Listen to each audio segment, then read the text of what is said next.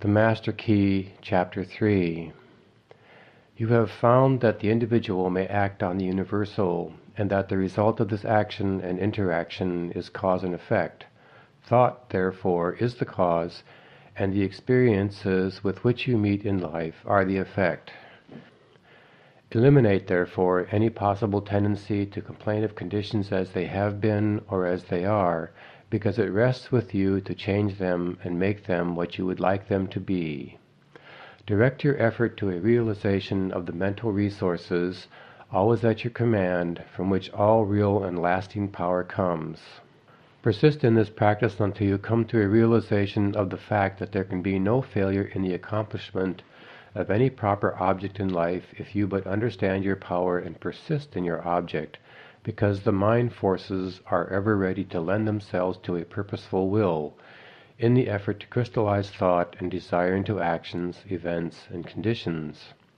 Whereas in the beginning of each function of life and each action is the result of conscious thought, the habitual actions become automatic, and the thought that controls them passes into the realm of the subconscious. Yet it is just as intelligent as before.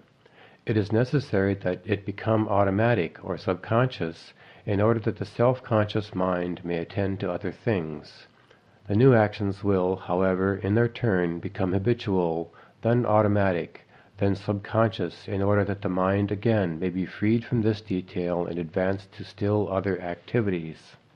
When you realize this, you will have found a source of power which will enable you to take care of any situation in life which may develop. The necessary interaction of the conscious and subconscious mind requires a similar action between the corresponding systems of nerves.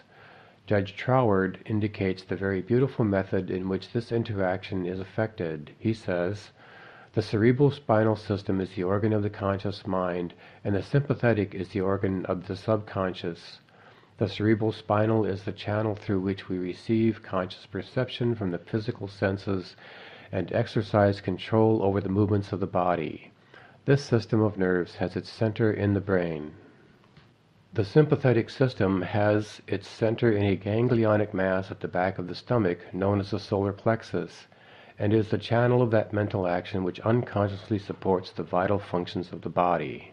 The connection between the two systems is made by the vagus nerve, which passes out of the cerebral region as a portion of the voluntary system to the thorax, sending out branches to the heart and lungs, and finally passing through the diaphragm. It loses its outer coating and becomes identified with the nerves of the sympathetic system, so forming a connecting link between the two and making man physically a single entity. We have seen that every thought is received by the brain, which is the organ of the conscious. It is here subjected to our power of reasoning. When the objective mind has been satisfied that the thought is true, it is sent to the solar plexus, or the brain of the subjective mind, to be made into our flesh, to be brought forth into the world as reality. It is then no longer susceptible to any argument whatever. The subconscious mind cannot argue, it only acts. It accepts the conclusions of the objective mind as final. The solar plexus has been likened to the sun of the body because it is a central point of distribution for the energy which the body is constantly generating. This energy is very real energy, and the sun is a very real sun, and the energy is being distributed by very real nerves to all parts of the body, and is thrown off in an atmosphere which envelops the body. If this radiation is sufficiently strong, the person is called magnetic. He is said to be filled with personal magnetism. Such a person may wield an immense power for good. His presence alone will often bring comfort to the troubled minds with which he comes in contact. When the solar plexus is in active operation and is radiating life, energy, and vitality to every part of the body and to everyone whom he meets, the sensations are pleasant. The body is filled with health, and all with whom he comes in contact experience a pleasant sensation. If there is any interruption of this radiation, the sensations are unpleasant. The flow of life and energy to some part of the body is stopped, and this is the cause of every ill to the human race, physical, mental, or environmental. Physical, because the sun of the body is no longer generating sufficient energy to vitalize some part of the body. Mental, because the conscious mind is dependent on the subconscious mind for the vitality necessary to support its thought. And environmental, because the connection between the subconscious mind and the universal mind is being interrupted. The solar plexus is the point at which the part meets with the whole, where the finite becomes infinite, where the uncreate becomes create, the universal becomes individualized, the invisible becomes visible. It is the point at which life appears, and there is no limit to the amount of life an individual may generate from this solar center. This center of energy is omnipotent because it is the point of contact with all life and all intelligence. It can therefore accomplish whatever it is directed to accomplish. And herein lies the power of the conscious mind. The subconscious can and will carry out such plans and ideas as may be suggested to it by the conscious mind. Conscious thought, then, is the master of this sun center from which the life and energy of the entire body flows, and the quality of the thought which we entertain determines the quality of the thought which this sun will radiate. Conscious thought, then, is the master of this sun center from which the life and energy of the entire body flows, and the quality of the thought which we entertain determines the quality of the thought which this sun will radiate, and consequently will determine the nature of the experience which will result. It is evident, therefore, that all we have to do is let our light shine. The more energy we can radiate, the more rapidly shall we be enabled to transmute undesirable conditions into sources of pleasure and profit. The important question, then, is how to let this light shine, how to generate this energy. Non-resistant thought expands the solar plexus. Resistant thought contracts it. Pleasant thought expands it. Unpleasant thought contracts it. Thoughts of courage, power, confidence, and hope all produce a corresponding state, but the arch enemy of the solar plexus, which must be absolutely destroyed before there is any possibility of letting any light shine, is fear. This enemy must be completely destroyed. He must be eliminated. He must be expelled forever. He is the cloud which hides the sun, which causes a perpetual gloom. It is this personal devil which makes men fear the past, the present, and the future, fear themselves, their friends and their enemies, fear everything and everybody. When fear is effectually and completely destroyed, your light will shine, the clouds will disperse, and you will have found the source of power, energy, and life. When you find that you are really one with the infinite power, and when you can consciously realize this power by a practical demonstration of your ability to overcome any adverse condition by the power of your thought, you will have nothing to fear. Fear will have been destroyed, and you will come into possession of your birthright. It is our attitude of mind toward life which determines the experience with which we are to meet. If we expect nothing, we shall have nothing. If we demand much, we shall receive the greater portion. The world is harsh only as we fail to assert ourselves. The criticism of the world is bitter only to those who cannot compel room for their ideas.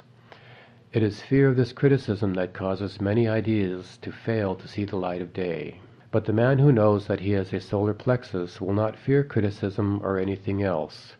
He will be too busy radiating courage, confidence, and power. He will anticipate success by his mental attitude. He will pound barriers to pieces, and leap over the chasm of doubt and hesitation which fear places in his path. A knowledge of our ability to consciously radiate health, strength, and harmony will bring us into a realization that there is nothing to fear because we are in touch with infinite strength. A knowledge of our ability to consciously radiate health, strength, and harmony will bring us into a realization that there is nothing to fear because we are in touch with infinite strength. This knowledge can be gained only by making practical application of this information. We learn by doing. Through practice, the athlete becomes powerful. As the following statement is of considerable importance, I will put it in several ways so that you cannot fail to get the full significance of it. If you are religiously inclined, I would say, you can let your light shine. If your mind has a bias toward physical science, I would say you can wake the solar plexus. Or if you prefer the strictly scientific interpretation, I will say that you can impress your subconscious mind. I have already told you what the result of this impression will be. It is the method in which you are now interested. You have already learned that the subconscious is intelligent and that it is creative and responsive to the will of the conscious mind. What, then, is the natural way of making the desired impression? Mentally concentrate on the object of your desire. When you are concentrating, you are impressing the subconscious. This is not the only way, but it is a simple and effective way, and the most direct way, and consequently the way in which the best results are secured. It is the method which is producing such extraordinary results that many think that miracles are being accomplished. It is the method by which every great inventor, every great financier, every great statesman has been able to convert the subtle and invisible force of desire, faith, and confidence into actual, tangible, concrete facts in the objective world. The subconscious mind is a part of the universal mind. The universal is the creative principle of the universe. A part must be the same in kind and quality as the whole.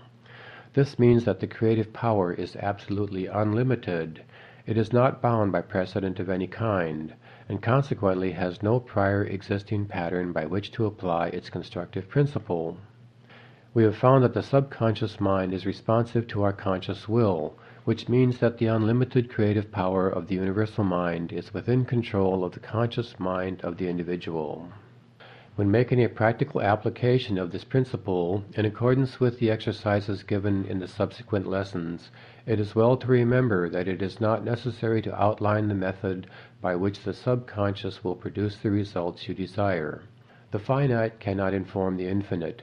You are simply to say what you desire, not how you are to obtain it. You are the channel by which the undifferentiated is being differentiated, and this differentiation is being accomplished by appropriation. It only requires recognition to set causes in motion which will bring about results in accordance with your desire, and this is accomplished because the universal can act only through the individual, and the individual can act only through the universal. They are one. For your exercise this week, I will ask you to go one step further. I want you to not only be perfectly still and inhibit all thought as far as possible, but relax, let go. Let the muscles take their normal condition. This will remove all pressure from the nerves and eliminate that tension which so frequently produces physical exhaustion. Physical relaxation is a voluntary exercise of the will, and the exercise will be found to be of great value, as it enables the blood to circulate freely to and from the brain and body. Tension leads to mental unrest and abnormal mental activity of the mind. It produces worry, care, fear, and anxiety. Relaxation is therefore an absolute necessity in order to allow the mental faculties to exercise the greatest freedom. Make this exercise as thorough and complete as possible. Mentally determine that you will relax every muscle and nerve until you feel quiet and restful and at peace with yourself and the world. The solar plexus will then be ready to function, and you will be surprised at the result.